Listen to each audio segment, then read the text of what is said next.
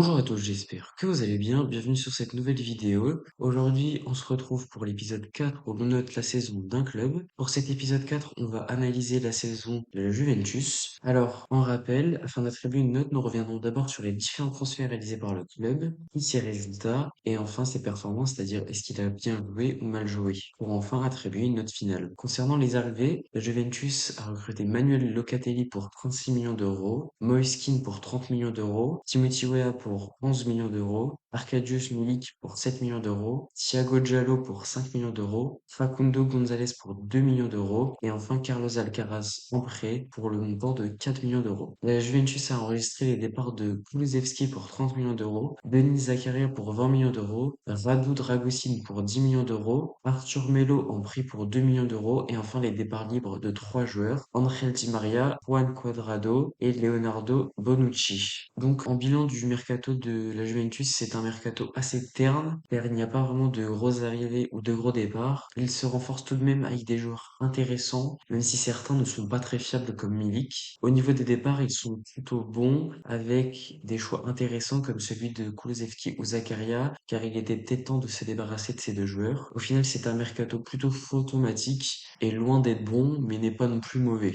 La Juventus est actuellement dans l'une de ses pires périodes récentes, avec notamment une exclusion des compétitions européennes par la FIFA sur cette saison. Au-delà de ça, la Juventus n'arrive plus à rien et donc cette saison doit être un renouveau où de bons résultats doivent faire surface.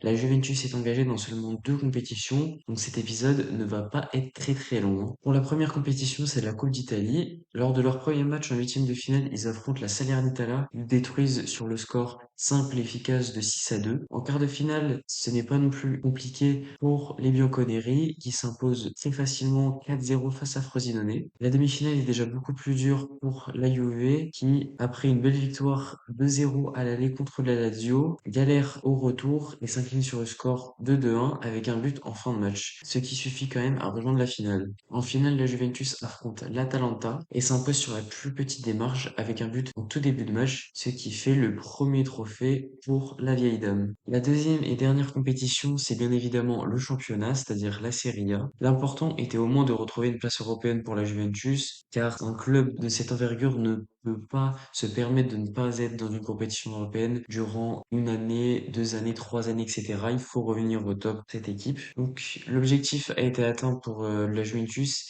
et il a même été parfaitement atteint puisqu'il termine troisième, une ligne de Ligue des Champions. Donc c'est très positif pour ces derniers. Concernant les performances sur le terrain, la Juventus a pratiqué un football pas loin d'être à vomir, en surdéfendant dans tous les matchs sans proposer de beau jeu. Il y a eu énormément, mais énormément de critiques sur le jeu d'Allegri, car c'est son style de jeu, on le connaît tous, mais c'était vraiment abusé et la défense était surutilisée avec très très peu d'attaques. En note finale, j'attribue la saison de 15 sur 20, car malgré un jeu dégueulasse, la Juventus réalise cependant une saison tout à fait honorable avec un trophée remporté et une place sur le podium de Serie A qui permet un retour en Ligue des Champions. Cela entraîne une bonne note pour ce club, qui n'est plus ce qu'il n'était toutefois il y a 4 ou 5 ans. Voilà, c'est la fin de cet épisode. Alors, il n'a pas été très long du fait que la Juventus n'était pas engagée dans beaucoup de compétitions, ce qui ne me permettait tout simplement pas de faire un épisode aussi long que les trois premiers qui n'étaient déjà pas très longs. Donc voilà, en tout cas, j'espère que la vidéo vous aura plu. N'hésitez pas à dire ce que vous en avez pensé en commentaire, à lâcher un like, à vous abonner.